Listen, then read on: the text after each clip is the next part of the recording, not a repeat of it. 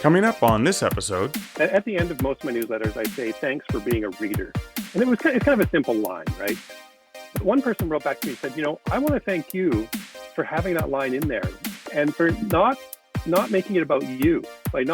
She actually said, I'm glad that you don't write, thanks for being my reader, or thanks for reading my book. And I thought, it's a really simple thing, but I do feel extremely thankful on behalf of all writers that there are people out there who are reading our book. Welcome to the Stark Reflections on Writing and Publishing podcast. There has never been a better time for writers. More information, options, and opportunities are available to you, but navigating these requires insight. Join Mark Leslie Lefebvre as he draws upon more than a quarter century of experience as a writer, a bookseller, and a trusted book industry consultant to explore and reflect on the writing and publishing landscape to help you make informed choices on your writer journey.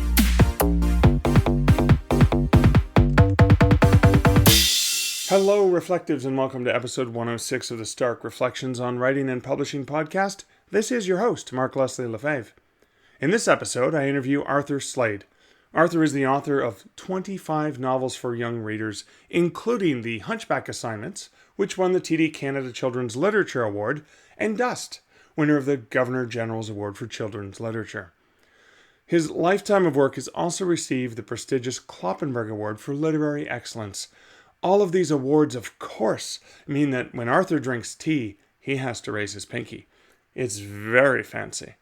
He lives in Saskatoon, Canada, and does all of his writing on a treadmill desk.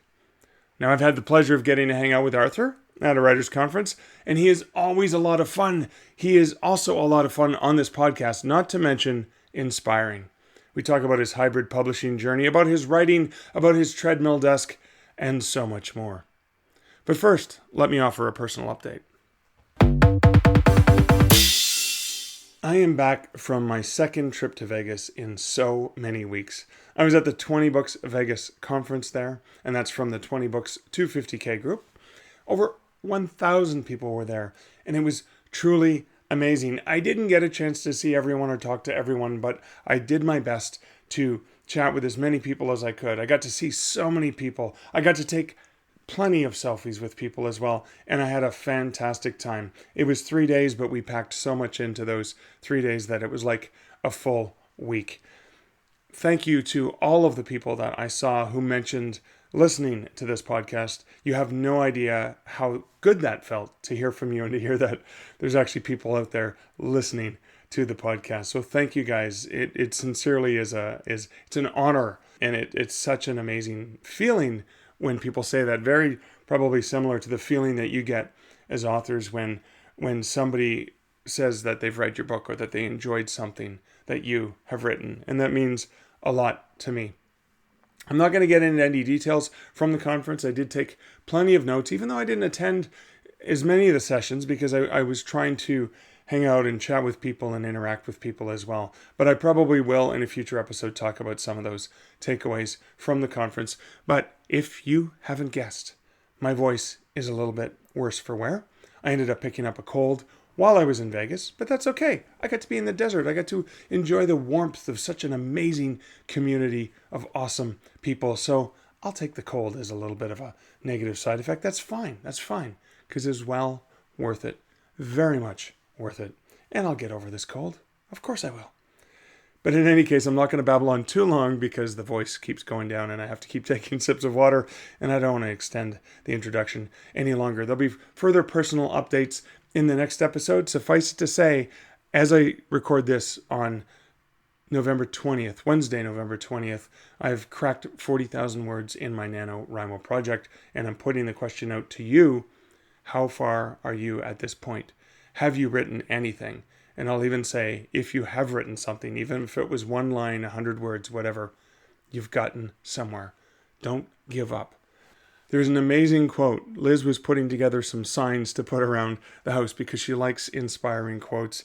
And the sign she put up in the kitchen, and I took a picture of it the other morning when I was putting on coffee, is, "It's a slow process, but quitting won't speed it up." So think about that with your writing.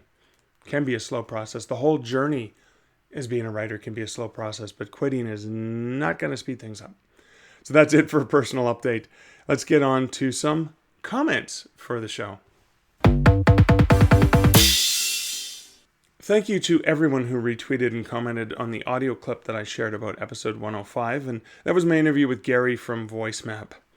Thank you also for the retweets of my tweet to Joanna Penn of the Creative Pen podcast, where I shared a little Descript quote using my computer-generated voice double. And just so you have it, here is that quote. Hello, Joanna. This is Mark Leslie Lefebvre. Actually, it's not really me. It's my voice double from Descript. I just wanted to say that I love listening to the Creative Pen podcast. Okay, to be honest, I wanted to type it and let my voice double say it. And in terms of comments on episodes, Chad Boyer on episode 103, which was takeaways from the WMG Publishing Masterclass, said this. Hey Mark, do you think that you could break down the conferences you go to and the levels of authors that should go to them? I hear a bunch of conferences on these podcasts. If you're just starting out, you don't have a big budget for conferences. I guess most of the time you don't have a big budget, so it would be nice to get some guidance in this area. Chad, that is a fantastic idea. Now, what I'm going to have to do is I'm going to have to actually do it from my own perspective, because I do go to a good number of conferences, but I don't go to all of them. So I'll try to gather some information from folks who've gone to some other conferences as well, and do my best to share that on a future episode. Thanks, Chad. Great idea. I'll make a note of that for future episode, and I appreciate that. Also on episode 102, Chad said, and this was for Living the Writing and Editing Life with Valerie Francis. Chad said, I don't know how I started listening to the Book Launch Show, one of Valerie's shows, but I have enjoyed learning from Valerie as she was learning. Then I followed her over to the Story Grid podcast. He also says it was nice to listen to a deeper dive into her craft and process. I think I'm going to get a Story Grid editor after I outgrow my current one. I feel like editing is one of the few master-apprentice relationships in modern times. It's also interesting, Chad says, to hear the day structure of a full-time author. I long for days when I can write for 4 hours, but then again, maybe it is a grass is always greener thing. Writing in 15-minute chunks means I got to have my muse and everything ready to go if I want to get words down.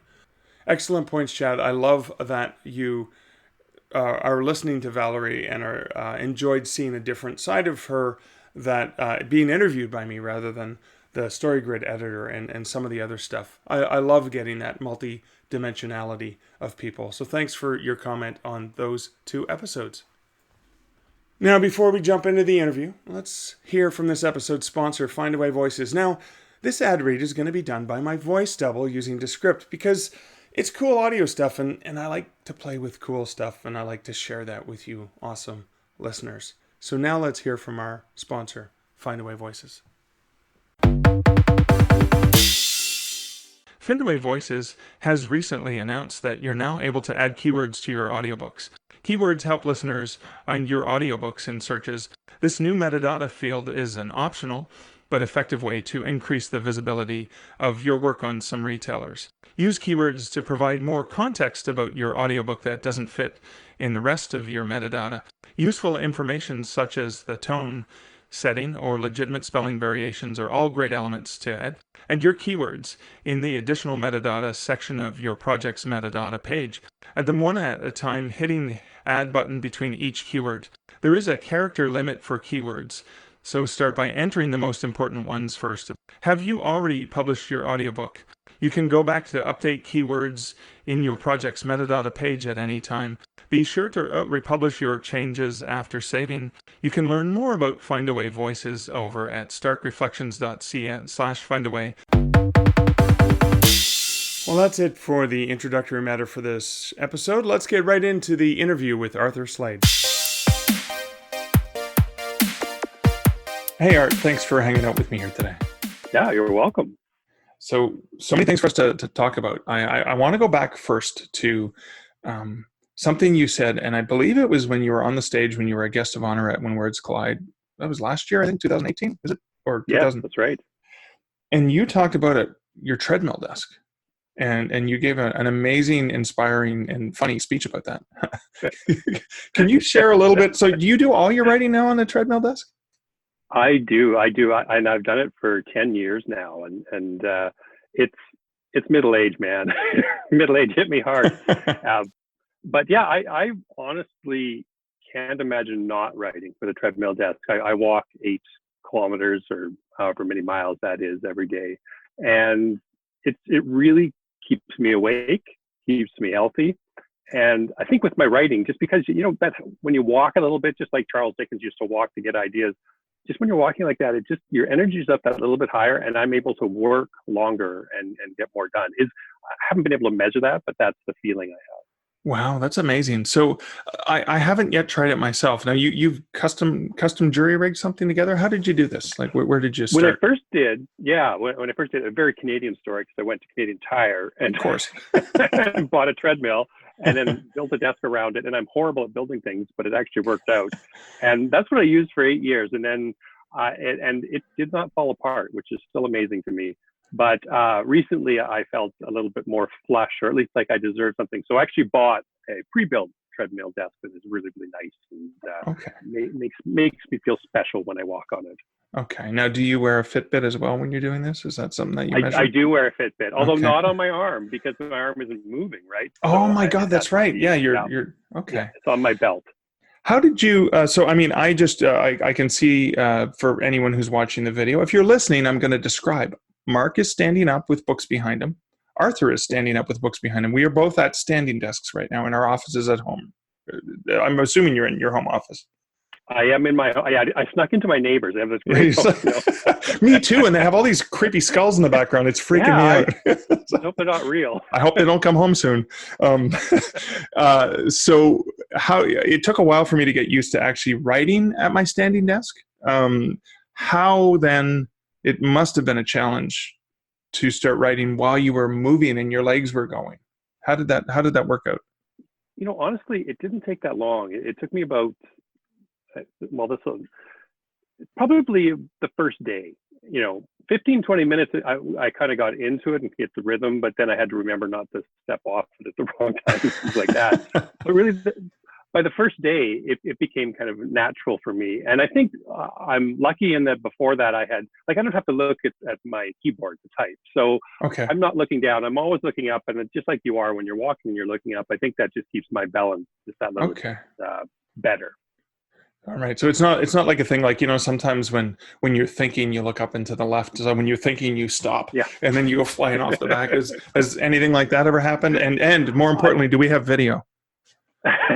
Yeah. Oh yeah. If you check it out on YouTube, it has way more hits than any of my book trailers. The only time that happens is actually when I've gone back to the treadmill and forgotten that it's running, and then I step on it. And you have to. So how fast do you go? I'm curious to know now. Is there a particular pace that? So what pace do you write at, and what pace do you walk at, and do they work together? Like if you need to get more words, do you speed it up? If I'm behind, I just speed it up, and I can get like 10,000 words a minute. It's really amazing. But, they're all jumbled into one big word. It's like, sorry. It's about. I think I switch between kilometers and miles. It's about 1.5 miles per hour. So it's not really fast. Okay. But it's just enough that that I don't sweat too much. Okay. But also enough that I don't have to concentrate too hard on the walking part. Okay. It just feels like a very natural. That's at least what worked for me. I know others can write faster and walk faster, but I just find kind of a natural pace that doesn't confuse me, because I don't want to be confused.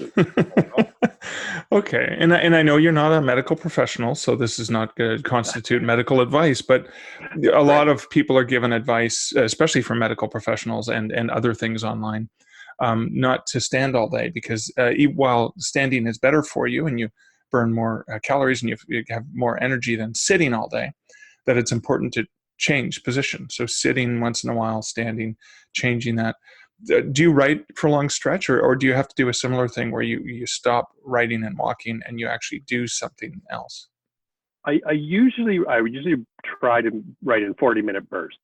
Okay. And then I usually take 20 minutes off after that, and another 40 minutes. That's kind of my perfect day, whether I follow that or not. Sometimes if I'm on a deadline, I can write for far too many hours kind of in a row. Right. So I don't necessarily have to stop, but I do find just for my brain, it is better to stop, because then you reset and you come back and you've got more energy to write. Okay. So see, interestingly for me, one of the breaks I take from writing is to go for a walk, whether it's, to walk the dogs, to go for a jog, to go whatever. And I find that time away from my writing, I might be listening to music, I might be listening to a podcast. That time away is my time to recharge. So when you to recharge, do you sit on the couch with a bag of Doritos and just do nothing, like push one hand in your pants like Al Bundy? That's right. That's exactly what I do. I mean, I do go and sit down and I do try and do something completely different, whether it's watching TV or I might read, but that's only if it's a really pure day. Okay. I feel like I'm a good person, but it's just something different. It's funny because it does mean that I don't go out and walk as much as I probably should outside and breathe some of the outside air, Right. just because I've been walking all day. Well, but knowing where you live in Canada right now, you don't really want to be outside because it's just too chilly, right? It's too long. It takes too long to put the snowmobile suit on. That's right. And the biohazard suit for those hot, humid days of summer. That's right. Now, you're obviously very healthy. You're very conscious about your mind and body as well as your writing, and it actually shows in your writing because you have, as I've heard, you this year, 2019. So we're just at the beginning of November when we're recording this. You've already released 5 books, but you're also traditionally published and indie published. So you've embraced the best of both worlds. So much to get there first. First of all, what do you you are a full-time writer, obviously, to get that many books out. And how long have you been a full-time writer? And then I guess the next question is, how do you do it? How do you publish that many books? How do you write that many books so quickly? Yeah, it's first of all, I've been a full-time writer for over 20. I think it's 22 years now. So 22 years. Wow. Yeah. So 1997 was when my first book came out with a traditional publisher, long before all the self-publishing. Wow. And so I've been lucky enough, and I guess hard-nosed enough to be able to make a living at it. And I think that it's, I feel like I should go, I've seen so many changes in that time, but everybody knows kind of what the changes are. But in order to have those 5 books come out, it's really kind of, there were several things that happened at once in terms of, some of the books I actually wrote a couple of years ago. So 3 books that came out this year are a series I have called Amber Fang, which is all about vampire, the kind of science fiction vampire kind of stories. And that's something I self-published and had some, I would say, moderate to okay. I was happy with the success, but right. I realized that too, I was missing out on the whole paperback market. And they ended up being picked up by a company called Orca. And so they released those 3 books this year. And they've been really interesting to work with, because most publishers release a book, once a year. They released the first one in April and the next 2 in September, which I thought was really forward thinking for traditional. Put together. Yeah, that's amazing. I love the fact that they're doing stuff like that. Yeah, and they were really helpful and in terms of kind of changing how they were marketing the book. I want to say helpful in the sense that they took some of my cues and they said, oh yeah, we could do that. Or I suggested, this type of advertising, that sort of thing was helpful. It's the one thing you really give up, and you give up many things, is that I can't track anything now, right? Because I don't run my own ads anymore. You'll find out. Is it a year later? I get annual royalty statements, or do you get them more often from every 6 months? Oh, so, that's good. Okay, at least twice a year. Actually, okay. You can't track it in terms of, and that's why I don't run ads now for those books specifically, although I still own the audiobook rights and have the audiobooks out and that sort of thing.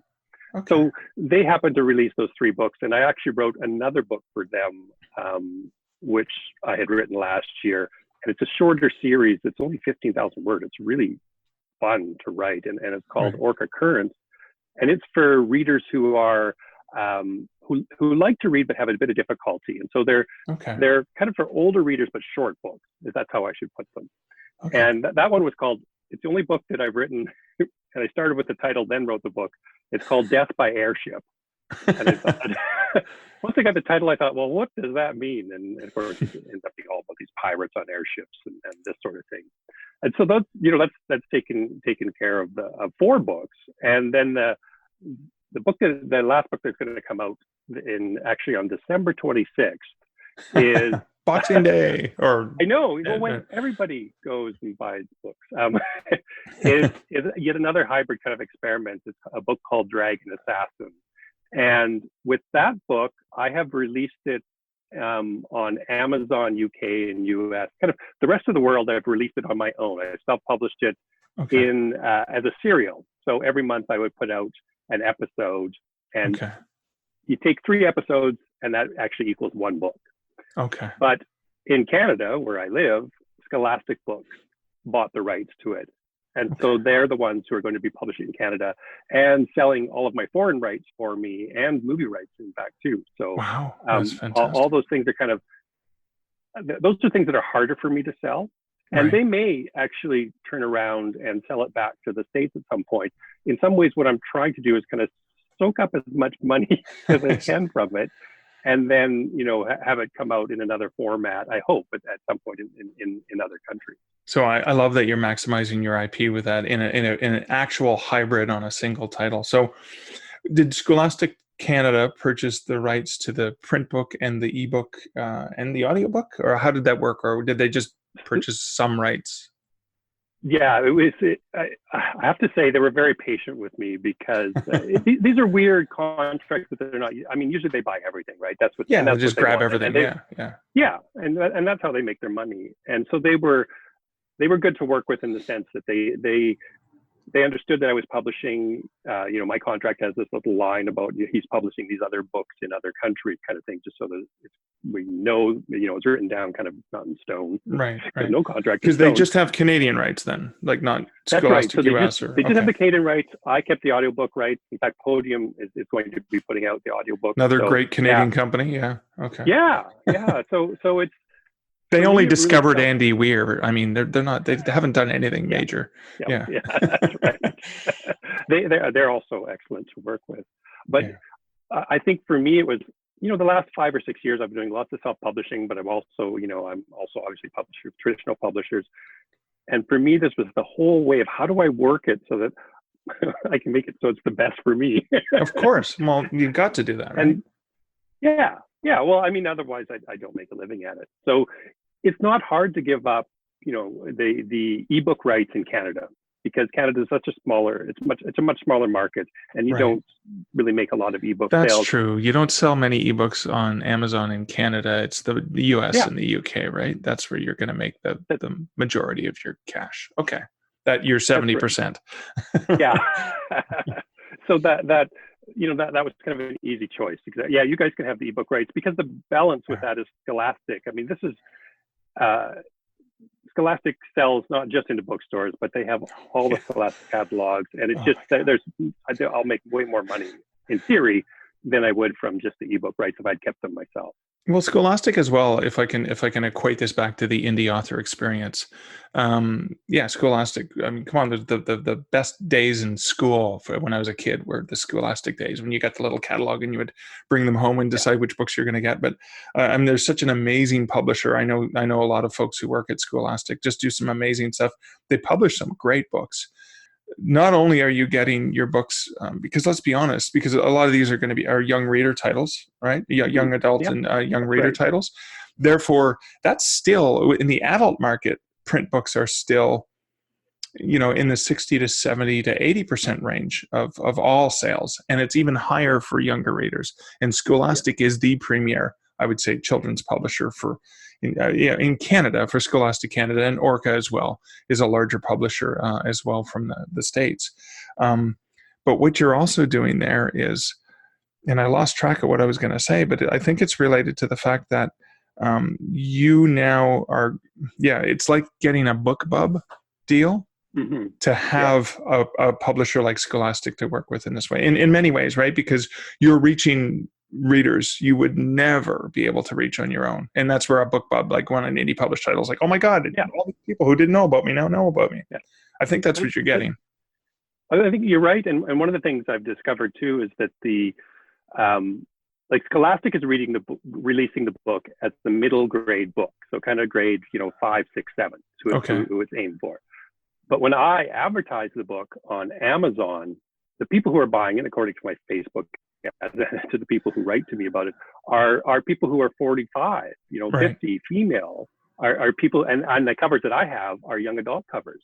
And so I think what I can do that a publisher can't do is I can get that market that wouldn't normally buy it. Yeah. And they're going to look at the middle grade cover and go, well, I'm not going to buy this kid's book. They look at my cover with the dragon breathing fire and the woman with the dagger, and they go, oh, I got to read this book, even though it's the books aren't kind of true young adults in the sense they're just on that edge. But nobody's complained to me and said, oh, this is way too young for me, because the cover told them it was for an older audience. Well, there was one of your novels I remember actually listening to. I think I got it on Audible. And I remember being on a treadmill in an apartment building I was living in. Listen, I remember exactly where it was because I still love the book. Of course, the idiot that I am, I can't remember the title of the book, but I know it involved the making of the original Frankenstein movie. Flickers.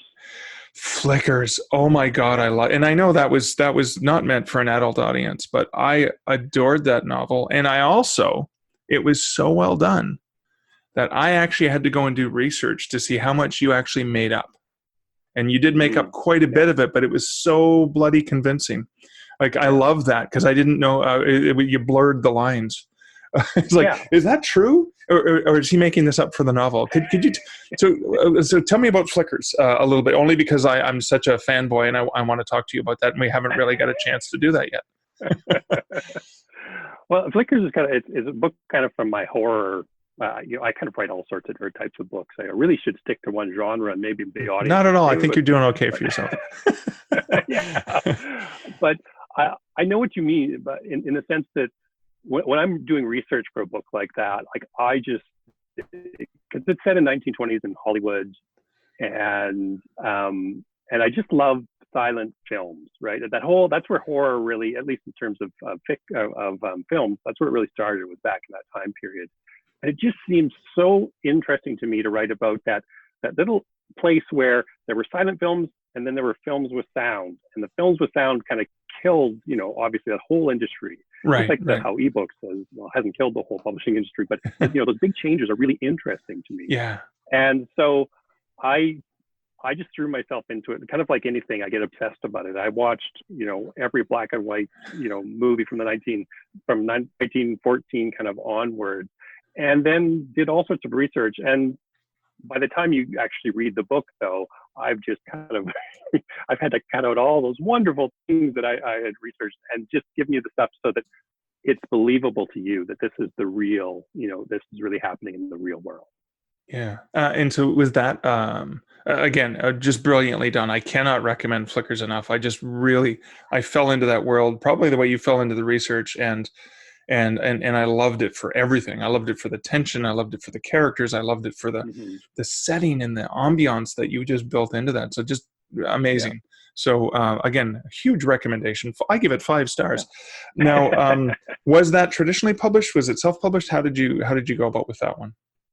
It was a little bit of both. That was one where it was self-published it was published by HarperCollins in Canada. Okay. And again, I kept the other rights. And my agent pitched it around to the States, and it's actually a sign. And this is just to let everybody know, not everything goes well in my career. I'd had 2 books before that didn't do very well, right. And so everybody who looked at this book would look at it and go, they can all look at my numbers. All the traditional publishers would look at my numbers and go, oh, this last one only sold 5,000 copies or whatever it was. And so that means Barnes & Noble is only going to order 4,000 copies of the new one. Well, that's not enough for us to make money. So therefore, we don't want it. But they wouldn't say that in the email. The emails would come back with, well, we had a book with bugs in it last time. Or, it'd be some kind of excuse, right? But you knew what was happening. Yeah. So we had a book with a spine on it that, we're just not going to do another one like that this year. Yeah, there's too many characters. But so I was able to take it then. Once we'd tried, I was able to take it and self-publish it to some success, not to the amount that I, of course, wanted. I think Yeah. middle grade is harder to push in Yeah. publishing. And I know there are people who are successful with it. I'm not so much. But and this one was harder to push up to young adult. I couldn't really convince people it was a young adult novel because they're just too young Yeah. for it to be And yet young adult. this guy who is 50 years old read it just a few years ago and adored it. So there are probably adults who would not be put off by a young reader cover or a young adult cover and enjoy Yeah, it. that's good. I got to find them. Yeah, I know, exactly. So I love that you have obviously long been a full-time writer for more than 20 years. And you've long been hybrid in your approach. You haven't actually closed your mind to one way or the other, that you actually seem to recognize the value for each opportunity. Where did that come from? I think it's when I go back to kind of my core of why I wanted to be a writer is obviously I wanted to tell stories. That's what I loved doing was reading and then afterwards creating my own kind of versions of those stories. But I also I want to make my work the best it can possibly be. So when people read it, you go into this deep other world. I also want it to be the most successful I want it to be. So I want to kind of both follow the art side and the business side of it. And that's always been, I've always tried different things, even before self-publishing. I launched a book movie theater and invited 500 kids to come from different schools. And, I would do things that were kind of not so much out of the ordinary, I guess, in the sense they took a lot of work, and try different ways of promoting myself. And I guess I was never afraid of being a promoter without trying to hit people over the head with it. And so once self-publishing came in, and by that point, a lot of, that's 10 years into my career, if not, just 10 or 11 years in my career, the rights are starting to come back to me for books of mine that have gone out of print. Okay. And that meant I could easily experiment with self-publishing. And, I have to admit that I get just as much fun from looking at an ad that's, giving me a good ROI than I get the same amount of fun from writing a paragraph that I go, oh yeah, that really, knocks it out of the park kind of thing. Wow, that's an odd one. Usually writers are leaning one way or the other. You're like, no, they're all fun. They're all passionate. And I'm on my treadmill desk while I do it too. So. Well, in honesty, the writing is harder. That's the problem. To me, the writing is harder. Really? I love writing when I'm done it, when everything's done and people can read it and it's, oh, that's great. But everything else leading up to this, like, oh, why do I got to put my words down? Like, character has to make sense. But with it's, to me, the advertising and trying to make money from this, which I don't make a huge amount from it, but it's enough to add to what I'm making from other sources. To me, that's like kind of this game I'm playing. It's like, oh, I try this happens, and this works. And every once in a while I try some things that don't work, and I have to, deal with that psychologically. Well, I think something that works really, really well. I mean, I've seen you speak in public, and I just, you've got the audience in the palm of your hand. You're a very entertaining and informative, engaging speaker, but that comes through so incredibly well in your author newsletter. Your author newsletter is almost like I'm sitting there and you're on stage and you're just sharing some cool stuff. How do you pull that off? Obviously, first of all, you're obviously comfortable speaking in public, or you seem to be if you put on that persona. And then how do you pull that off in your newsletter as well? Yeah, I think one note about speaking in public, because I was, and I still am, a shy person, and if you'd put me in front of an audience when I was a kid, I would just freak out and wish that a laser beam would blow me off the face of the planet. And it really, because I write for children, and it became part of my career was to go and talk to classes, and sometimes it will be 500 students. I had to really learn how to become the showman, how to become comfortable there, to the point that my heart doesn't even speed up if I have to talk to people, in front of a large audience. It's, if I'm in the audience and somebody wants me to ask a question to somebody on stage, then I'll freak out. But if I'm on the stage, it's okay. I'm in control. So with the newsletter, it's really, I think, for me, it's really communicating to the individual. That's really what I focus on. And I think people get that from the newsletter just by the way that they reply to me, because they assume that, and of course, some of my newsletter has, it'll put people's name in, right? So they assume that I'm just writing like directly to them sometimes, because they don't understand entirely how that works. You mean you're not sending that to me every time?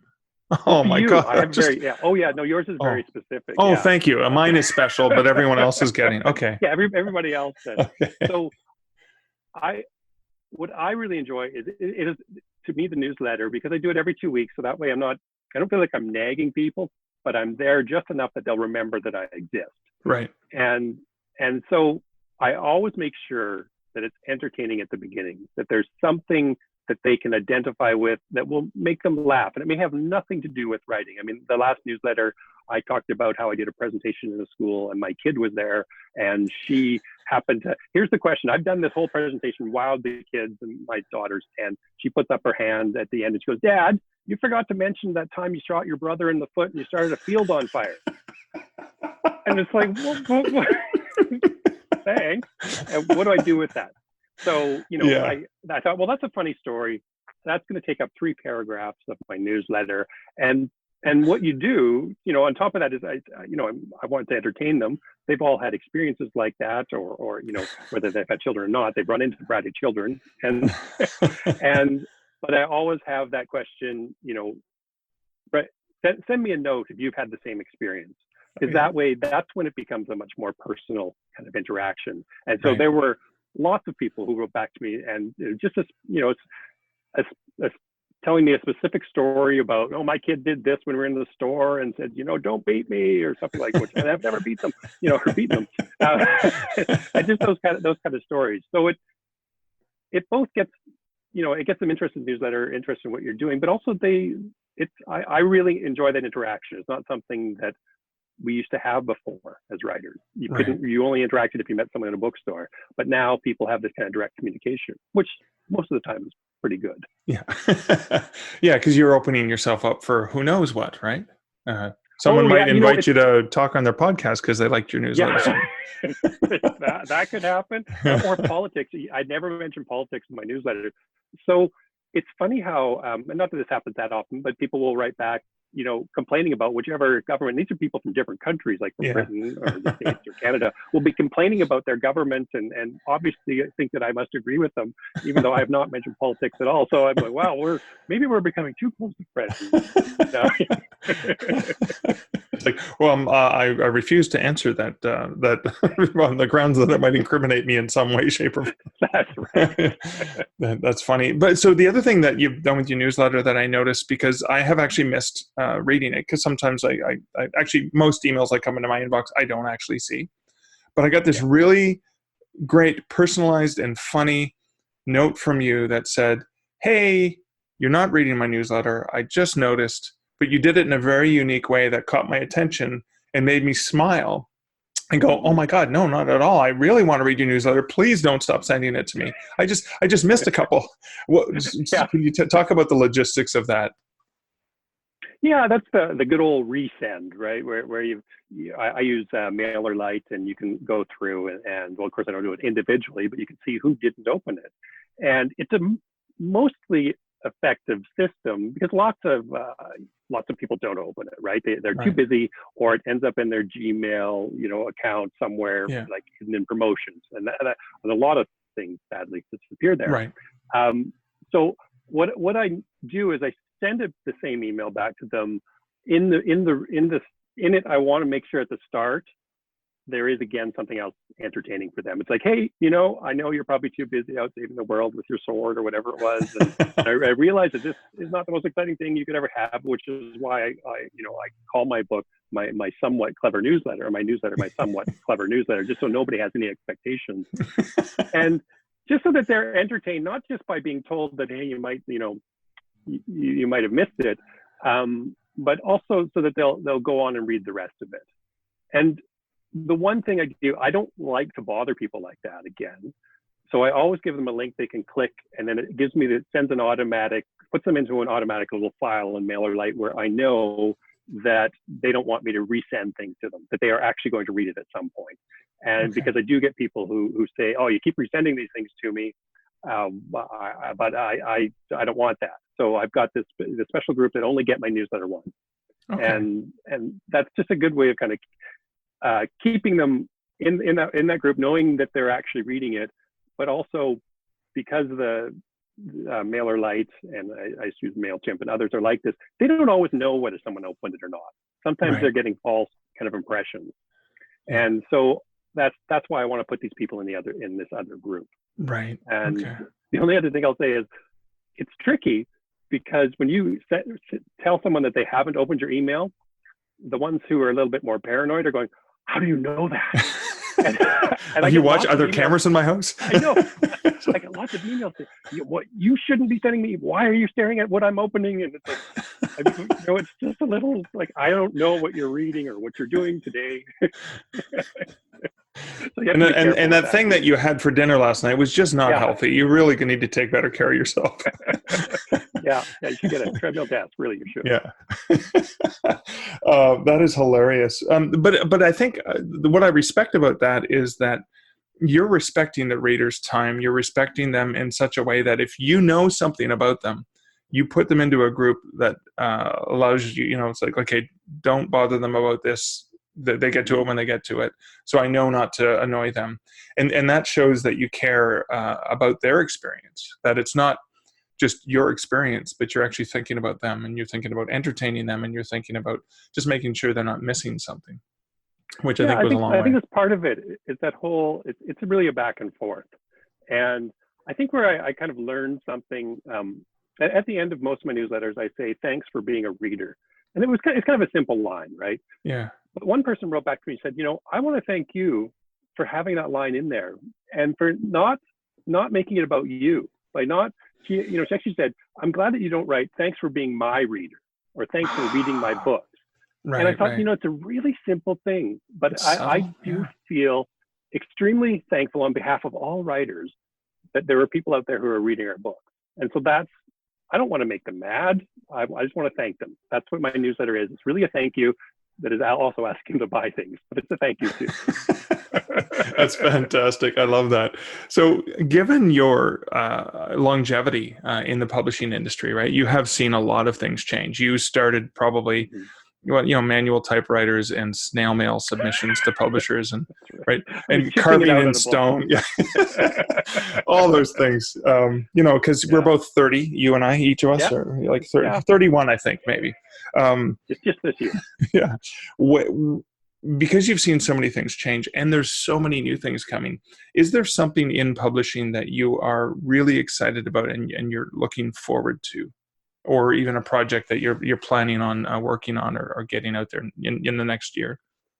Well, I think that because I'm right into this dragon assassin thing, that's what I'm really excited about. Just because I know that's kind of my next year. I've actually written the 3 books, in this over the course of this last year. In fact, I'm doing NaNoWriMo right now while we're talking. And you multitasker, you.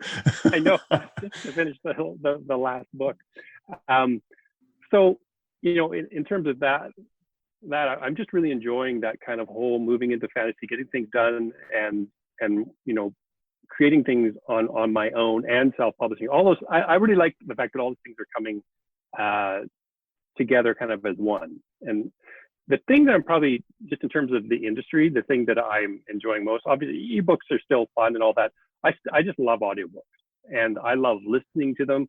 So the fact that I have some audiobooks that I've done deals with other producers that are coming out, and I also have this Podium doing Dragon Assassins. For me to have this whole other kind of realm out there, it's just really exciting. I like all the potential of it, but also it's what I listen to. So I can't wait for them. I want to make money from them, but I can't wait to listen to how egotistical is this, my own audiobook, because I want to see what someone else does with the story.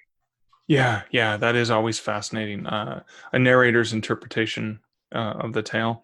So in that end as well, I'm going to kind of twist it and say, so any writers who are listening to this podcast, who are maybe at the beginning of their writing journey, what sort of advice would you offer to them when they're looking at this big road ahead of them? They have such interesting choices now, because really your choice is to get published by traditional or self-published, or I guess you can do the hybrid thing too. And I think you should work at your craft at the beginning. Just you got to learn how to tell a story. But the thing I tell writers, and I've done lots of, writer in residence, that sort of thing, with people who are right on that crossroads. What do I want to do? And for me, I don't really have a bias against either. I've done well from both self-publishing and honestly, traditional has made way more money for me just because of the way things have worked out. So when I talk to people, I say you have to do what makes you happy in your heart, which sounds very, airy-fairy, but I mean, if you are going to be happy with self-publishing, if the idea is to make money and have the book out there, kind of as quickly as possible, perhaps, then that's what you should do. But if you want to go kind of the longer route and maybe not always most as financially satisfying, but you'll be way happier having to, work with editors and see your book on a shelf with the stamp of, whichever publisher, then follow that. I have whatever one makes you happy, that's the one you follow. It doesn't really, that would be kind of my advice, is figure out where you want to be. And neither of them are failures, is the other thing. Excellent advice. Thank you so much. I love that well-balanced approach that's optimistic about all the possibilities. So thank you for sharing that. And thank you for sharing your time. So for people to find out more about you, so they can sign up for your newsletter and check out what an awesome newsletter it is. Again, not to over charge what you have to pay per monthly for all the extra people, but but they'll want to read your books after checking out your newsletter. Where can people find out about you online? Just arthurslade.com. That's all. You can find me there, and then everything, all roads from there lead to all other Arthur Slade things. Awesome. Well, congratulations on everything, and thank you so much for spending the time with me today. You're welcome. Thanks for having me. I wanted to reflect on a few important things that Arthur spoke about in my conversation with him. And I think one of the things that sticks out in my mind, at least as I was re-listening to the interview, is the fact that in Arthur's particular case, he has earned more money from traditional publishing than from self-publishing. He is open-minded to and fully accepting of self-publishing and knows when and how that works, but he's making more money from traditional publishing. Now, some of the reasons that I look at as a person who's worked in the industry for a while are likely because the distribution partners he has are excellent. Orca and Scholastic, for example. He has won multiple awards. And when you are a young reader, young adult author, that is a market that, even though there are YA titles that do exceptionally well in ebook format, they tend to still do really, really well in print. But when they've won awards, schools and libraries will stock these books.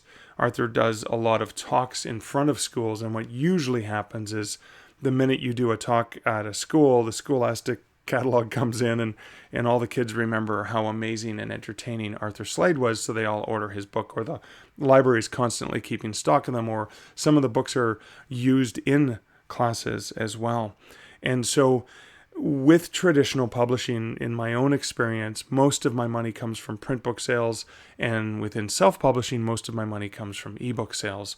But when you have a YA or a young reader focused book and you've won YA literary awards and you're getting great distribution, there's an amazing opportunity to actually earn more money from traditional publishing.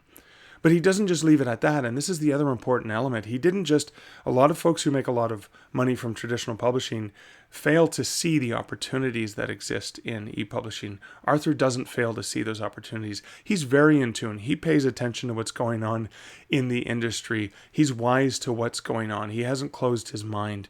And that has allowed him to have unique combinations of hybrid publishing opportunities where he has sold the rights only into Scholastic Canada, but he maintains all other rights. Or he sold the print rights and the ebook rights, but he maintains the audiobook rights. Or he sold the audiobook rights, etc. Right splitting is one of the significant ways that an agent, for example, in traditional publishing can help an author earn more money when they sell the same book to different publishers in different markets. It's almost like thinking about this. If you're an indie author, you have an ebook that is a bundle of 3 books, and you sell them. You sell the 3 books for $9.99, but each individual book is priced at $4.99. You make more money on the individual sale than on the bundled sale. So the same thing happens in traditional publishing with sale of rights. You bundle all the rights and you get a discount. The publisher gets it for a cheaper price. If you split the rights off, they're paying for it in pieces and it costs more. So hopefully that helps those of you who are coming at this only from independent publishing understand why hybrid publishing and how that works in traditional publishing with territory rights and different print and ebook and audiobook rights, and how that can actually work. But what Arthur has done is very strategically and very successfully leverage the rights where he can. And I honestly believe that there will be more of that happening in the future of publishing. Sure, there will be publishers in their terror and misunderstanding of ebooks and not knowing how to do it. They just grab up all the rights, which is pretty standard and has long been a standard in the industry. And terror and fear will lead them to continue to do that. But there are going to be very sharp and smart publishers like Welbeck Publishing, which I spoke about when I interviewed Mark Dawson in episode 100 of the podcast. There are going to be forward-thinking, industry-pushing publishers that are willing to do proper rights split for the market to ensure that they're reaching the right audience in the right way with the right authors. And I'm focusing on that, and I'm focusing on how an author like Arthur, who's been a full-time writer for 22 years, is already leveraging that, and he's positioning himself to take advantage of that as not just new technologies emerge, but as new publishing prototypes and new publishers emerge willing to experiment and do those same things. So again, he's setting himself up for long-term success. What are you doing in terms of setting yourself up for long-term success? When you are making goals, are you thinking about the goals you have this week, this month, this year?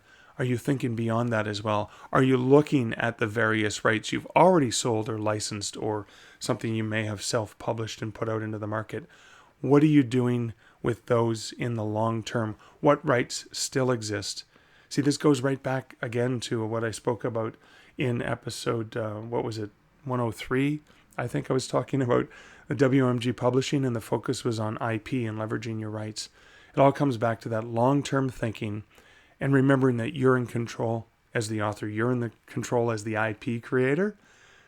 Don't relinquish it too easily, and think about what you can do with the long term for your IP, for your rights, for the things that you are creating. Well, that's it for episode 106 of the Stark Reflections on Writing and Publishing podcast. This is your host, Mark Leslie Lefebvre. I hope you got some value out of this content. If you did find value in this episode or in any episode of the Stark Reflections podcast, please feel free to leave a review on the podcatcher of your choice. That makes a huge difference. The other thing that makes a huge difference to me are you patrons out there who are supporting this podcast over on patreon.com/starkreflections. For as little as $1, $3, or $5 a month, you patrons, thank you so much for showing me your support. And I hope that the extra content that you get, both in audio as well as in the extra content that I pump into that channel for you, is worthwhile. Thanks again for listening to the Stark Reflections podcast. Until next week and next episode, this is Mark Leslie Lefebvre wishing you great writing and good Stark Reflections. Thank you for listening to the Stark Reflections podcast. You can find show notes for each episode at starkreflections.ca.